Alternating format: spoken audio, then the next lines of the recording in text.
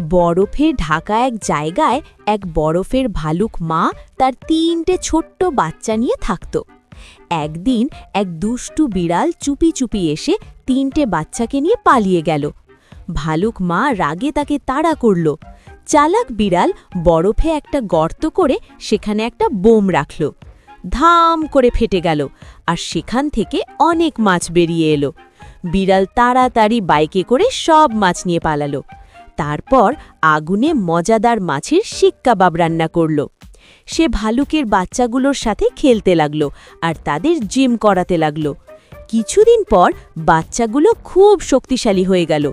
ঠিক তখনই ভালুক মা এসে বলল, আমার বাচ্চারা কোথায়?